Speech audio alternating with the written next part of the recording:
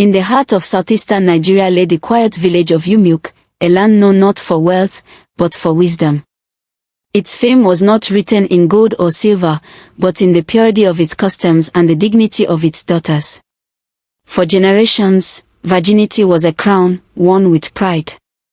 Girls were raised under the careful eyes of grandmothers and aunts who taught them the ways of womanhood, how to speak softly, walk gracefully, cook with joy, and wait with patience for the day their bride price would be negotiated in the presence of the gods.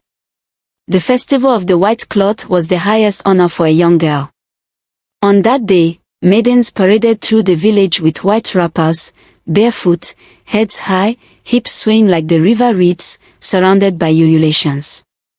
The chief would bless them. The priest would offer a sacrifice. And the ancestors would smile. But all of that changed the day the men with yellow helmets and shiny boots came. They said the land of Umuok held gold beneath its heels. Not metaphorical gold. Real gold, gold that could be weighed, sold, and banked. They came with documents, lawyers, and lies. They called it development. The elders called it destiny. The young men called it opportunity. Only the old priest, Ponadisi, called it what it was, the curse. The elders sold the sacred forest for a price too small to measure the shame. The women who used to fetch herbs there wept. The gods of the land were not consulted. The river goddess, Edemiri, was not appeased.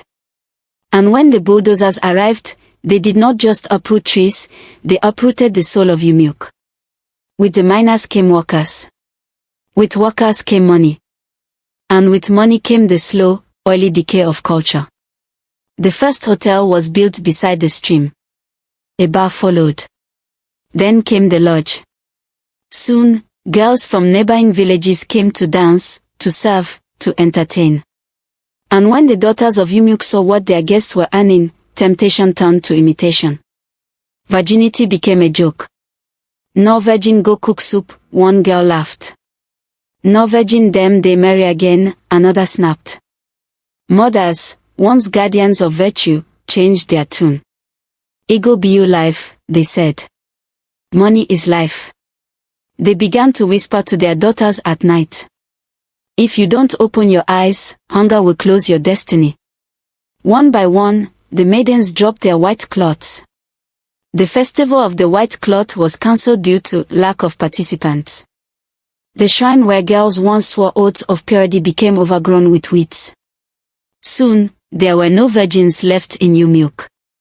Not because they had sinned, but because they had been seduced by poverty, by pressure, by the promise of pleasure and power. Those who resisted were mocked. You they do like say no virginity go give you visa. No old tradition. Even the gods don't rest. And yet, something felt wrong. The rain stopped coming on time. Children fell ill with no known cause. The yam harvest rotted in the ground. But no one connected the dots. Until Ezin, daughter of the disgraced priest, began to ask questions.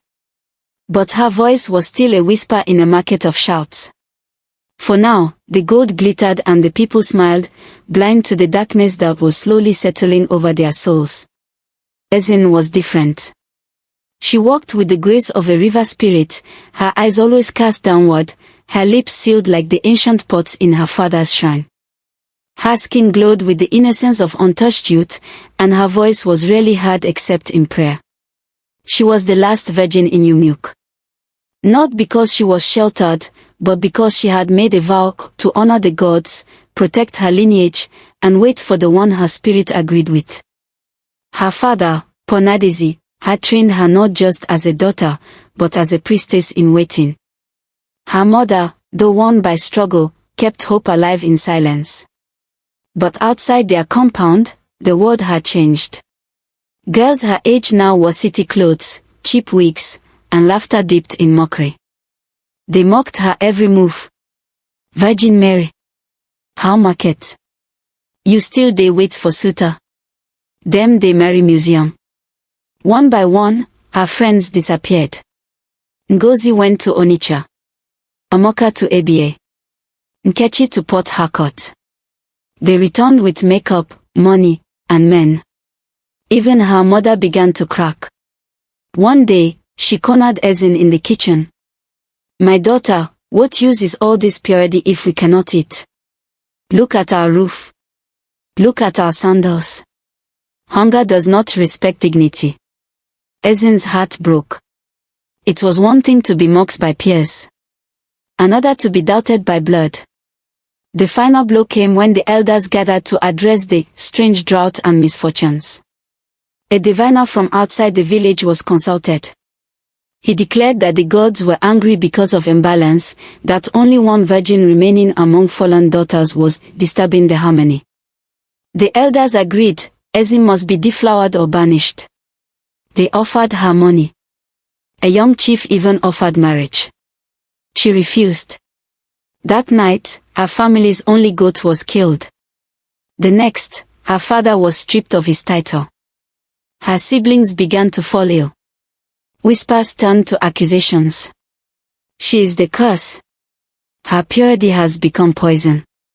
Ezin packed her things, tied her wrapper, and fled into the forbidden forest, where only madmen and spirits dared to go. The forest was dark, but not empty.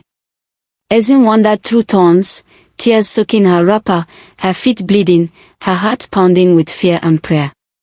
She cried out to the gods. Is my purity a curse or a gift? Is resistance rebellion? Have I disobeyed the earth? That night, she collapsed near an old, forgotten altar, overgrown with moss and vines. And there, the earth trembled. A soft wind blew. A voice whispered, "Child of the covenant, arise." From the mist stepped Nieki, the spirit of the mother queen. She was not clothed in gold or silk, but in leaves and starlight. Her eyes held the pain of generations, and her voice, though calm, carried thunder. You are not the curse, Ezin. You are the last keeper of the truth. Your people broke the ancient oath. They sowed sacred land without sacrifice. They silenced the spirits. Now the spirits cry out for justice. She touched Ezin's forehead. You shall return, not to bow, but to awaken the land. Ezin awoke the next morning with renewed strength. Her eyes burned with clarity. She carried a staff carved from sacred Iroko wood and adorned with 3 cowries, the sign of a truth-bearer. She marched back into the village. The villagers froze at the sight of her. She was barefoot, wrapped in white, eyes unblinking, and voice fierce. You have mocked purity. You have danced on sacred ground. You sowed the forest of Edamiri. Now the land bleeds. You blame me, but the curse lies in the gold beneath your feet. Some laughed. Others trembled. She went to the palace and placed her staff before the elders. Confess your sins. Restore the altar. Or the gods will answer your silence with fire.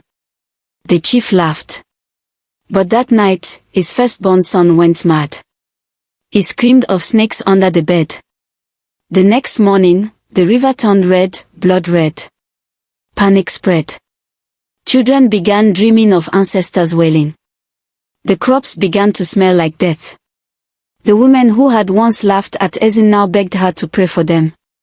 One by one, the truth unraveled. The documents signed for the gold had no spiritual backing. The chief and 3 elders had pocketed millions while telling the village it was for progress. The shrine maiden had been bribed into silence. At last, the chief fell to his knees. What must we do, Ezin? She said nothing.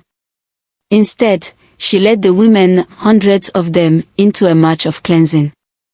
They walked to the sacred grove, all dressed in white. They poured libations. They wept. They prayed. They burned their wigs, perfumes, and fake lives. They reconnected with their mothers. They reclaimed their names. It was not a rejection of sex work, but a reclamation of choice. Many who had sold their bodies out of need returned to the land, now with dignity. Months passed. The mining company packed up and left. The sacred grove was restored. The river ran clear again. The yam festival returned with joy. Rain came when it should. The girls of Yumuk were not forced to be virgins, nor shamed if they weren't. Instead, a new wisdom reigned, one of agency, of understanding, and of respect. Some chose purity as devotion. Some chose marriage. Some chose trade. Some still chose sex work, but on their own terms, with power and pride, not shame. Ezin was made Ada Ola, daughter of the land. She sat where no woman had ever sat before, the elders' circle. Her final words during her coronation were simple. Virginity is not holiness. Holiness is truth. And truth is the only thing worth bleeding for. The crowd bowed. The god smiled. Yumuk had been lost. But now, it was found.